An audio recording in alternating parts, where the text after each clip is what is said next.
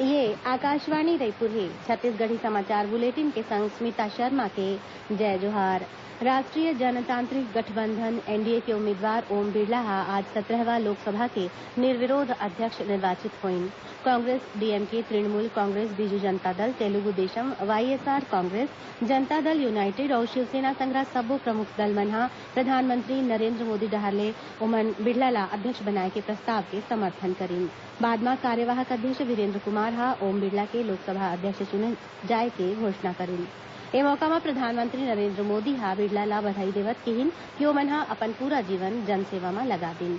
प्रधानमंत्री ह कहिन कि बिड़ला जउन कोटा निर्वाचन क्षेत्र ले आथे ओला लघु भारत अउ शिक्षा के केंद्र माने जाथे।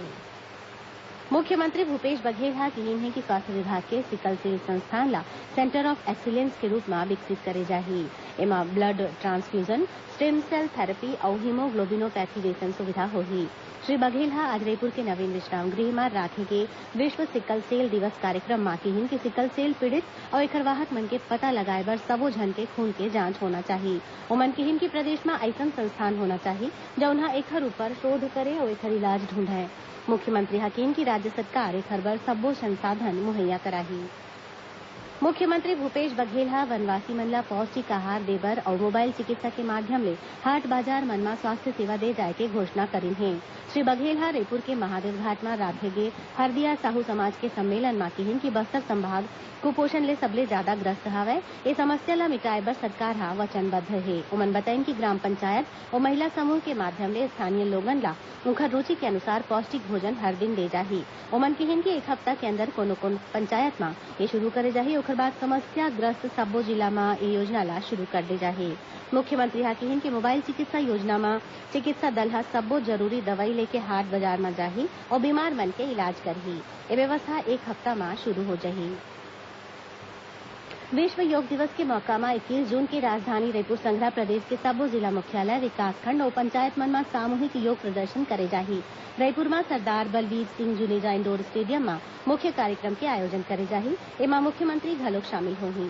सामूहिक योग बिहनिया 7 ले 8 बजे तक करे जाही। ए दिन राज्य के 60 लाख ले जादा लोगन मन के योग प्रदर्शन बर सकलाए के लक्ष्य हावय।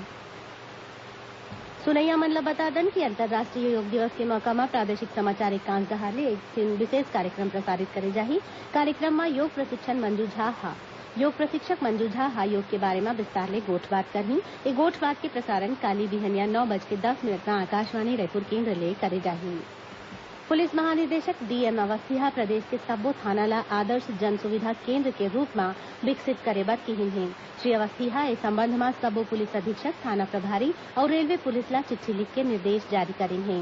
जारी निर्देश म ओमन ह कहिन हे कि थाना पहुंचे म लोगन मन संग बने व्यवहार करे जाए। संगे संग हरेक थाना म थाना प्रभारी 3 पारी बर 3 झन कर्मचारी मन ल नोडल कर्मचारी के रूप म नियुक्त करय। मुख्यमंत्री भूपेश बघेल ह राज्य मंत्रिमंडल के सदस्य मन ल नवा जिम्मेदारी सौंपिन हे। पंचायत अउ ग्रामीण विकास अउ लोक स्वास्थ्य मंत्री टीएस सिंहदेव ला जांजगीर चांपा, बलौदाबाजार, भाटापारा अउ मुंगेली जिला के प्रभारी मंत्री बनाए गे हवय। लोक निर्माण मंत्री ताम्रध्वज साहू ला बिलासपुर अउ गरियाबंद जिला के, कृषि मंत्री रविन्द्र चौबे ला रायपुर अउ रायगढ़ जिला के, आदिम जाति अउ अनुसूचित जाति विकास मंत्री डॉक्टर प्रेमसाय सिंह टेकाम ला बस्तर, कोरबा अउ बालोद जिला के, वन मंत्री मोहम्मद अकबर ला राजनांदगांव अउ दुर्ग जिला के प्रभार दे गे हवय। अइसने उद्योग मंत्री कवासी लखमा ला कबीरधाम, धमतरी अउ महासमुंद जिला के, नगरीय प्रशासन अउ विकास मंत्री डॉक्टर शिवकुमार डहरिया ला सरगुजा अउ कोरिया जिला के, महिला अउ बाल विकास मंत्री अनिला भेड़िया ला बेमेतरा अउ जशपुर जिला के प्रभारी मंत्री बनाए गे हवय।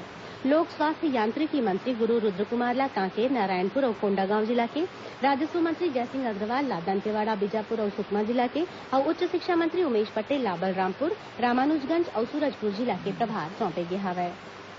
बीजापुर जिला म माओवादी मन ह समाजवादी पार्टी के एक झन नेता के हत्या कर दिन है। मिले जानकारी के अनुसार मद्देड़ थाना क्षेत्र म पाछू संझा माओवादी संतोष पुनेम ला अगवा करके अपन संघरा लेगे रिहिन। उहें आज मरमल्ली गांव म संतोष पुनेम के शव ला बरामद करे गे हे। खबर के मुताबिक सपा नेता संतोष पुनेम ह विधायक प्रत्याशी घलोक रिहिन हे। एती दंतेवाड़ा पुलिस अधीक्षक के आगू 8 लाख रूपया के एक झन इनामी संघरा 4 झन माओवादी मन ह आत्मसमर्पण करिन हे। एखरे संग छत्तीसगढ़ी समाचार बुलेटिन में सिरावत हे। जय जोहार।